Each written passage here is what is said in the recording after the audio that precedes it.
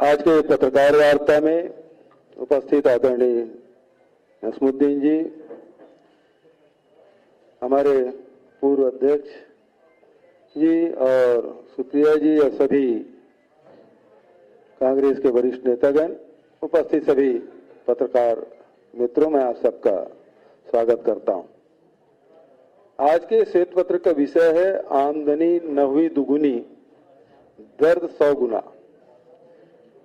इसके बारे में बात करने से पहले मैं आपसे कह देना चाहता हूं, मेरे पास कोई प्रॉम्प्टर नहीं है, मेरे पास उसकी सुविधा भी नहीं है और इसलिए मुझे सहायता लेनी होगी। तो मैं या तो इस श्वेत पत्र से लूंगा या मैंने कुछ नोट करके लाया है उससे मैं देख के बात कर लूंगा, लेकिन अपने ज्ञान के बारे में मुझे पूरा विश्वास है, मैं किसी को धोखा नहीं देना चाहता। आदरणीय साथियों, ये देश किसानों का देश है, यह प्रदेश किसानों का प्रदेश है। 2016 में आदरणीय प्रधानमंत्री नरेंद्र मोदी जी ने बरेली के सभा में उन्होंने कहा था कि 2022 तक के किसानों की आय दुगुनी कर दी जाएगी। 2022 भी लग गया। इसके पहले 2014 के पहले उन्होंने कहा था स्वामीनाथन कमेटी की रिपोर्ट हम लागू करेंगे, मतलब जो लागत है उससे 1.5 गुना आमदनी। लेकिन आपने देखा होगा आय दुगुने तो दूर, किसानों के जो औसत प्रतिदिन जो आमदनी है वो केवल 27 रुपया रह गई है और औसतन कर्जा 74,000 रुपया प्रति किसान हो गया है। सरकार ने एक एक करके किसान विरोधी कदम उठाए। आपको याद होगा भट्टा परसौल के जब आंदोलन हुए और राहुल जी वहां गए तो 1894 के कानून को बदलते हुए यूपीए सरकार ने भूमि अधिग्रहण बिल लाया और जिसमें यदि किसी किसान की जमीन अधिग्रहित की जाती है तो शहर में 2 गुना और ग्रामीण क्षेत्रों में 4 गुना दिया जाएगा। मोदी जी सत्ता में आते ही 3 बार अध्यादेश लाए। कांग्रेस के विरोध के चलते उस अध्यादेश को निरस्त करना पड़ा और राज्यों पर उन्होंने ये अधिकार दिया, यदि राज्य इसमें संशोधन करना चाहते हैं तो कर लें। आज उत्तर प्रदेश में किसान आंदोलनरत है। जेवर में प्रधानमंत्री जी आए, इंटरनेशनल एयरपोर्ट के शिलान्यास किए और वहां से किसानों को हटाया गया। मुआवजा 4 गुना तो मिला नहीं। आज पन्नी में बैठ के जिसके मकान तोड़े गए वो किसान वहीं पे पन्नी पे कड़कते ठंड में रह रहे हैं। ये किसानों की स्थिति।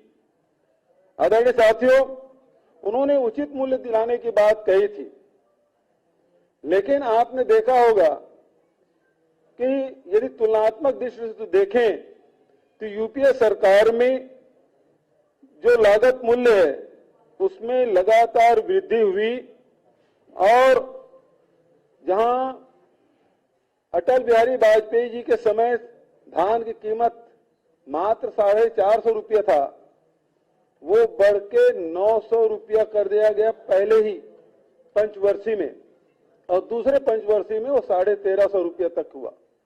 450 से बढ़ के 1350 रुपया धान के, उसी प्रकार से अनाजों की कीमत में वृद्धि की गई। और जो ये दम भरते हैं कि आय दुगुना कर देंगे, लेकिन उसके सरकार में आप देखेंगे तो ये वृद्धि दाल में नमक के बराबर भी नहीं है। ये स्थिति ऊंट के मुंह में जीरा जिसे हम कह सकते हैं, ये स्थिति सरकार में रही। लेकिन दूसरे तरफ एक तरफ समर्थन मूल्य में वृद्धि नहीं हुई, उसमें सारे आंकड़े दिए गए हैं। इसमें वर्षवार कब यूपीए सरकार में कितना बढ़ा और एनडीए की सरकार में कितना बढ़ा, ये वर्षवार आपको मिल जाएगा। दूसरी बात मैं कहना चाहता हूं एक तरफ समर्थन मूल्य में वृद्धि में भी, दूसरी तरफ किसानों के जो खेती में लागत बढ़ गया है।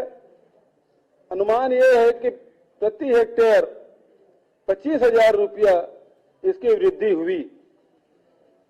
और तो और जिस जीएसटी का ये दम भरते हैं, वन नेशन वन टैक्स, वो कपड़े जूते से लेकर कृषि यंत्रों पर, आज तक के कृषि यंत्रों पर कभी टैक्स नहीं लगा था। ट्रैक्टर में भी 18% टैक्स लगाया गया। उसी प्रकार से कृषि यंत्रों पर टैक्स लगाया गया।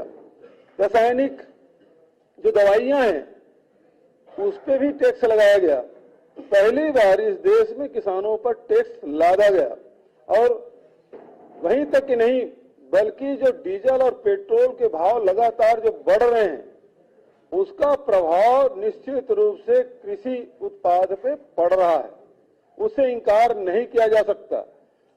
किसान खेत की जुताई से लेकर फसल के कटाई और ढुलाई तक, अमिजाई तक के आप हिसाब लगाएंगे तो डीजल बहुत ज्यादा लग रहा है और उसके हिसाब से जो कीमत में वृद्धि हुई है उसका लाभ, उसका नुकसान किसानों को उठाना पड़ रहा है। और यही कारण है कि उत्पादन लागत ज्यादा हो रहा है और आय में वृद्धि में कमी आई है। तो फिर भारतीय जनता पार्टी या केंद्र की सरकार ये कैसे दम भरती है कि 2022 तक के उसके आय में दुगुनी कर देंगे। आदरणीय साथियों, मैं यह भी कहना चाहता हूं, एनएसएसओ की रिपोर्ट बताती है किसान लगातार मजदूरी करने के लिए मजबूर हुए हैं। खेती से उन्हें आय हो रही है, वो मजदूरी से मिलने वाले आय से भी कम है। दूसरी तरफ आज उत्तर प्रदेश समेत बहुत सारे राज्य हैं जहां छुट्टे जानवरों से परेशानी हो रही है। उत्तर प्रदेश में गाय के नाम से खूब राजनीति हुई। बहुत सारे प्रदेशों में गाय के नाम से राजनीति हुई। लोग मवेशी रखना बंद कर दिए। मवेशियों के क्रय विक्रय में भी अब लोग मवेशी बाजार में जाना बंद कर दिए, मवेशी बाजार लगना बंद हो गया। और ऐसी स्थिति में जानवर खुले में घूम रहे हैं और जिसका खामियाजा किसानों को उठाना पड़ रहा है। उत्तर प्रदेश के किसान या तो फेंसिंग कर रहे हैं या रत जगह करके अपने फसल को रखवाली कर रहे हैं और इसके कारण से भी कृषि लागत में जबरदस्त वृद्धि हुई है और फसल बचाने में किसान अब नाकाम होते जा रहे हैं। उसका सीधा असर उत्पादन पे पड़ रहा है। और आज देख रहे हैं कि गौशाला खोल के सरकारी अनुदान देने के कारण से हम देखते हैं कि गौशाला में तो गायें मर रही है, दुबली होती जा रही हैं, लेकिन गौशाला चलाने वाले मोटे जरूर होते जा रहे हैं। उनके स्वास्थ्य में सुधार जरूर हो रहा है। आदरणीय साथियों, मैं यही कहना चाहता हूं कि आज किसान पूरे देश में आंदोलन कर रहे हैं कि एमएसपी में उनके अनाज खरीदे जाएं, चाहे वो गेहूं हो, चाहे वो धान हो, चाहे चना हो, चाहे तुअर हो, कोई भी प्रकार के फसल। आज ये समर्थन मूल्य में खरीदी कहीं नहीं हो रही है, बाजार में भी नहीं हो रहा है, ना सरकार कर रही। एक दौर था जब इस देश में देश की जनसंख्या कम थी, उसके बावजूद भी कृषि उत्पादन उससे भी अधिक कम था और इस कारण से अनाज की भारी कमी हुई। और उस समय 70 के दशक में इंदिरा जी ने आह्वान किया था किसानों से और हरित क्रांति अभियान उन्होंने चलाया। तो इंदिरा जी और देश के किसानों ने मिलकर अनाज के मामले में देश को आत्मनिर्भर किया और ये अन्नदाता इतना मेहनत किए कि आज 130-135 करोड़ की जनसंख्या वाले देश में यदि 3 साल भी सूखा पड़ जाए तो 3 साल के लिए देश में अनाज पर्याप्त मात्रा में है। ये अन्नदाताओं ने कर दिखाया। और उस समय समर्थन मूल्य से ज्यादा बिकता था और यदि कम बिकता था तो भारत सरकार समर्थन मूल्य में खरीदी की व्यवस्था करती रही। आज स्थिति यह है कि उत्पादन, नए टेक्नोलॉजी है, हमारे वैज्ञानिकों ने नए नए बीज आविष्कार किए और उसका परिणाम ये हुआ कि उत्पादन लगातार उसमें वृद्धि हुई। लेकिन आज भारत सरकार हाथ खड़ा कर दी। 14 महीने आंदोलन करने के बाद भी किसानों को एमएसपी की गारंटी नहीं दी जा रही है। ये दुर्भाग्य है इस देश के अन्नदाताओं का, ये दुर्भाग्य इस देश का कि अन्नदाताओं के मेहनत का सम्मान ये सरकार नहीं कर पा रही है। इस सरकार को आज, एक समय था जब अनाज की कमी थी, उस चुनौती को भारत सरकार ने स्वीकार किया, अन्नदाताओं ने स्वीकार किया। आज चुनौती ये है कि अनाज की अधिकता हो गई, लेकिन भारत सरकार ये लगातार प्रयास कर रही कि किसान अनाज कम से कम उत्पादन करे और इस कारण से कृषि लागत में वृद्धि, दूसरे तरफ उत्पादन की उसमें कीमत नहीं मिलना, और तीसरा आज भारत सरकार डीएपी और यूरिया जैसे खाद भी उपलब्ध नहीं करा पा रही। आज डीएपी जो 1200 रुपये कीमत, उसे पिछले समय जून महीने में 1900 रुपये कर दिया गया था। देश भर में जब इसका विरोध हुआ तो फिर से 1200 रुपये कर दिया, लेकिन आज सोसाइटियों में ब्लैक में ये 1500 से 2200 रुपया प्रति बोरी के हिसाब से मिल रहा है। तो ये स्थिति आज है। किसानों को हर स्थिति में दबाने की कोशिश, अन्नदाताओं को हर स्थिति में कुचलने की कोशिश, और उसके जीता जागता उदाहरण आपने लखीमपुर खीरी में आपने देखा कि मंत्री के पुत्र ने किस प्रकार से किसानों की छाती पे गाड़ी चढ़ाकर उन्हें रौंदा और कुचला और ये बताया कि अन्नदाताओं का हश्र यही होने वाला है।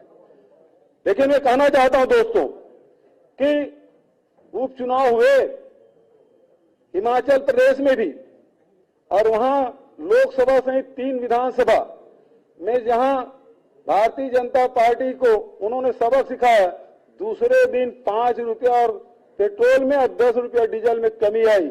इसका अर्थ यही है कि आपको महंगाई से निजात पाना है, आपको यदि किसान के अन्नदाताओं के फसल का लाभ दिलाना है, तो निश्चित रूप से इस सरकार को अपदस्थ करना होगा।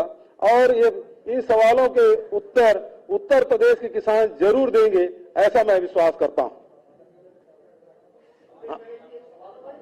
जी, मैं 1 मिनट आपसे रिक्वेस्ट कर लूं, पहले इस विषय पर अगर सवाल हो तो वो पूछ लेंगे। जी बोलिए।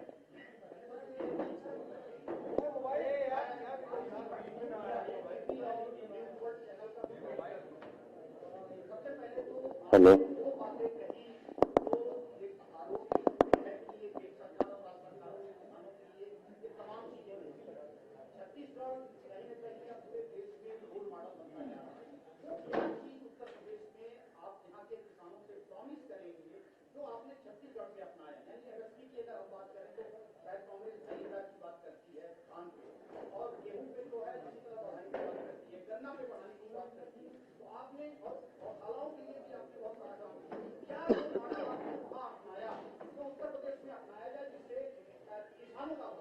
देखिए, किसानों के भला करने के लिए 2-3 कदम उठाने पड़ेंगे। जैसे 2018 के चुनाव के पहले राहुल जी हमारे यहाँ आए थे और उन्होंने कहा था किसानों की ऋण माफी करेंगे। तो सबसे पहली बात यह है कि किसानों के सर से जो ऋण का बोझ है उसे उतारना होगा। उत्तर प्रदेश में भी किसानों के ऋण माफी किया जाना चाहिए, पहला।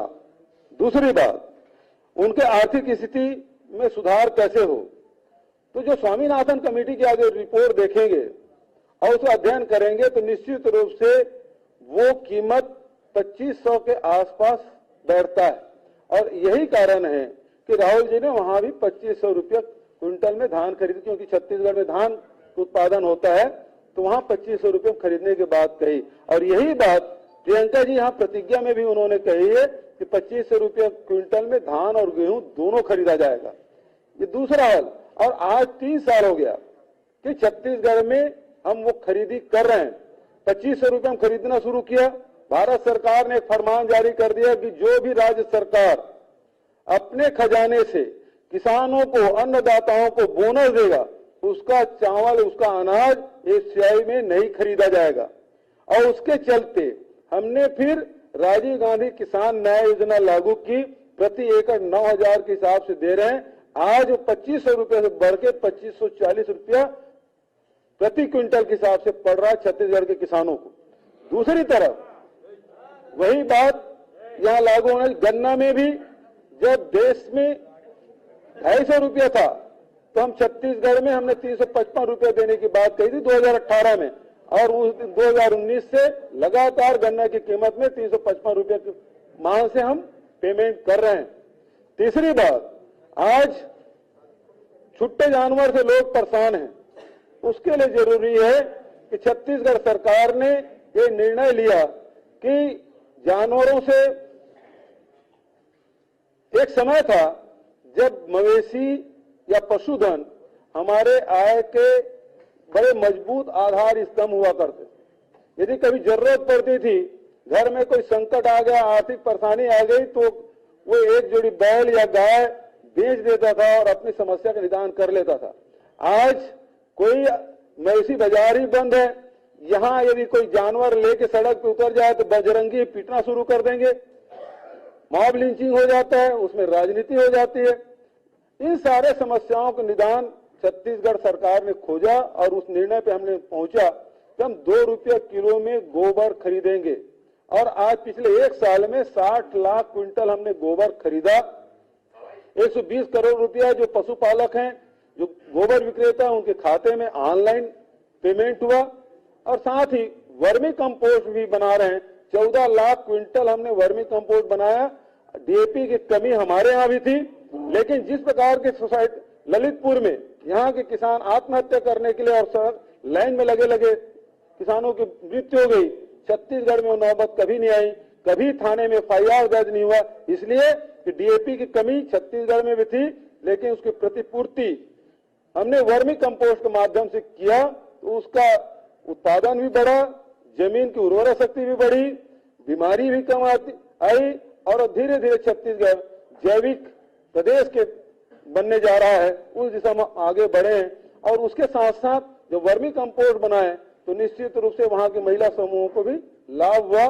2 रुपया किलो में खरीदे और 10 रुपया किलो में बेचे। तो ये स्थिति यहाँ उत्तर प्रदेश में भी कांग्रेस सरकार बनेगी तो निश्चित रूप से लागू किया जाएगा। एक सवाल है बघेल साहब कि उत्तर प्रदेश में गाय, गौ सेवा, गौशाला ये बड़े मुद्दे हैं।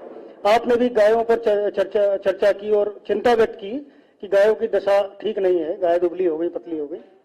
क्या कांग्रेस पार्टी के इलेक्शन मैनिफेस्टो में गाय को लेकर कोई घोषणा होगी? गोधन न्याय योजना यहाँ भी लागू किया जाएगा। गोबर खरीद, देखिए दुधारू जानवर है, वो हमेशा हर व्यक्ति अपने घर में बांध के रखता है, उसकी चारे की व्यवस्था करता है। जो दूध अनुत्पादक जो मवेशी है उसको खुला छोड़ देता है, क्योंकि उसकी चारा की व्यवस्था करेंगे तो उसे डेयरी बैठ जाएगा। यदि आप गोबर खरीदना शुरू करेंगे तो हर, चाहे दूध उत्पादक हो चाहे अनुत्पादक हो, हर जानवर को गोबर देना है। और उससे जब पैसा आएगा तो निश्चित रूप से उसे बांध कर रखेगा, चारा भी खिलाएगा। छत्तीसगढ़ में आज आवारा पशुओं की संख्या में भारी कमी आई है, और आज यदि उत्तर प्रदेश में इसको लागू करेंगे तो निश्चित रूप से कमी आएगी, लोगों के आय में वृद्धि होगी। बिल्कुल, मैं इस मंच के माध्यम से कह रहा हूं कि हमारी सरकार बनी तो गोबर खरीदने की व्यवस्था करेंगे। प्रतिज्ञा में डाला हुआ। एक एक करके आ जाए, वो बहुत देर से हाथ उठाएगा। जी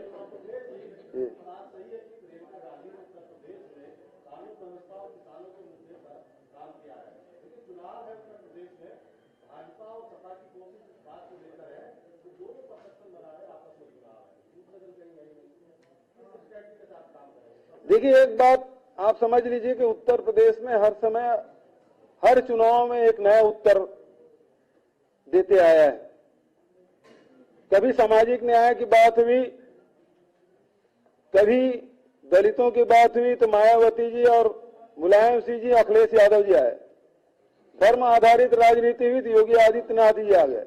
लेकिन आज संकट का दौर है, हर परिवार महंगाई से, बेरोजगारी से त्रस्त है, और आज अपने समस्याओं को उत्तर ढूंढना चाहते थे। ये दोनों दल इसका उत्तर नहीं दे रहे हैं, ये एक दूसरे के पीठ खुजाने का काम कर रहे हैं। और जबकि सही मायने में उत्तर कांग्रेस के पास है, जिसका नेतृत्व प्रियंका जी कर रहे हैं और लगातार किसानों के, दलितों के, महिलाओं के अत्याचार के खिलाफ लड़ाई लड़ रही हैं। और सारी जो हमारी प्रतिज्ञाएं हैं उसमें आप देखेंगे उन सारी समस्याओं का हल आपको मिलेगा। और इसी कारण से आम जनता है वो कांग्रेस की ओर बहुत ही उम्मीद भरी निगाहों से देख रहा।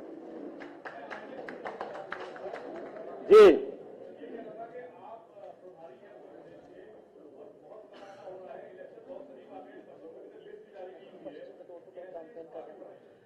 मुझे लगता है कि मुख्यमंत्री जी अपने मुंह से क्या कहें मुझे बता देना चाहिए। डोर टू डोर कैंपेन कर रहे हैं वेस्ट यूपी में, जहां पर पहले फेजेस में चुनाव है। तो क्योंकि लखनऊ आना अगर पैमाना है चुनाव में तो ये गलत होगा। वो अपने मुंह से क्या कहें, पर आपने देखा होगा कि वो डोर टू डोर कैंपेन कर रहे हैं। गौतम बुद्ध नगर के तीनों विधानसभा, नोएडा, दादरी और जेवर, उसमें मैंने और कल मथुरा, ये 4 विधानसभा में 3 दिन डोर टू डोर कैंपेन किया और टाउन हॉल मीटिंग भी की। किसानों से भी बात किया, व्यापारियों से भी बात किया, नौजवानों से बात किया, महिलाओं से बात किया। योगी सरकार से बेहद नाराज हैं लोग, अब परिवर्तन सब लोग चाह रहे हैं। निश्चित रूप से नोएडा जैसे जगह में किसान, अब वो आप जानते हैं कि 4 महीने तक आंदोलन किए, 10 दिन तक लोग जेल में रहे। मुख्यमंत्री वहां गए लेकिन उनसे बात तक नहीं की। आज वहां भी किसानों की समस्या है, जबकि वो कंक्रीट का जंगल बन गया है वहां, लेकिन किसान, जमीन जरूर नहीं है लेकिन जो किसान है, खेती जरूर नहीं हो रही लेकिन किसानों की जमीन तो गया, उसके मालकाना हक नहीं मिला, उसको मुआवजा नहीं मिला, उसकी लड़ाई लड़ रहे हैं वो लोग। अगर बहस हो जाएगी फिर वैसे में तो फिर आप और हम अब आप डाला करें। एक प्रश्न एक सवाल होगा प्लीज सर, किसी का अगर इस पर सवाल है तो यहाँ बीच में था किसी का जी जी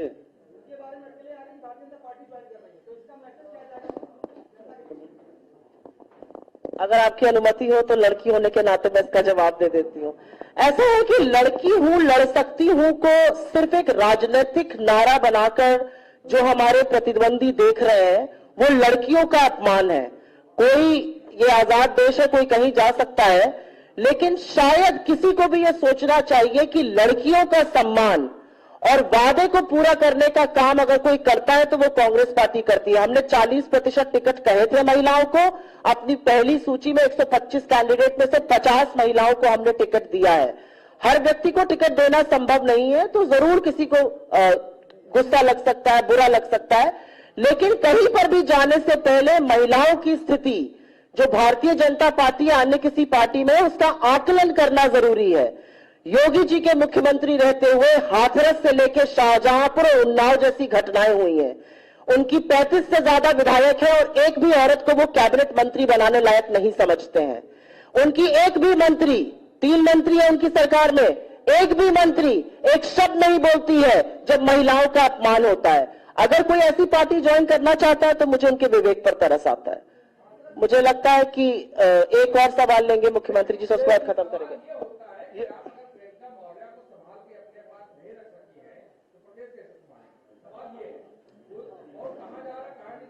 गलत सवाल है, गलत सवाल है, गलत सवाल इसलिए है क्योंकि हमें किसी को संभाल के रखने की जरूरत नहीं है। मुझे ऐसा लगता है कि राजनीति में अपेक्षाएं होती है, राजनीति में महत्वाकांक्षा होती है, लेकिन राजनीति में सबसे बड़ी बात आइडियोलॉजी की भी होती है। अगर कोई कांग्रेस में रहने के बाद भाजपा ज्वाइन कर सकता है तो उसकी आइडियोलॉजी पर सवाल उठाना मेरा काम है इस मंच से। खैर ये विषय मेरा और आपका वाद विवाद का विषय नहीं है, मुख्यमंत्री जी से सवाल लेना चाहिए। मैं समझता हूं कि अब विषयांतर हो रहे हैं। यदि इसमें किसानों के मुद्दे पर कोई सवाल करना चाहे तो स्वागत है। हम इस पर सवाल लेंगे, हम इस पर सवाल लेंगे, प्लीज विषयांतर मत होइए। We will not answer this question from this stage. We will not answer this question from this stage, sir. We can take it offline. No, we will know. If you have a question on this, no. अभी ये विशेष रूप से ये किसानों के आमदनी के विषय में आयोजित किया गया है, जिससे संबंधित कोई सवाल है? जी, एक सवाल स्वागत करूंगा। एक सवाल है कि आप लोग सरकार की मुखालफत कर रहे हैं, फैसलों पर सवाल खड़े कर रहे हैं, लेकिन उत्तर प्रदेश में जो मुख्य विपक्ष है उसके तौर पर कांग्रेस पार्टी क्यों नहीं नजर आ पा रही है? समाजवादी पार्टी विकल्प क्यों नजर आती है? कांग्रेस पार्टी क्यों नहीं मुख्य विपक्षी दल बन पा रहा है? देखिए, इस समय निश्चित रूप से कांग्रेस के प्रति लोगों का रुझान बढ़ा है।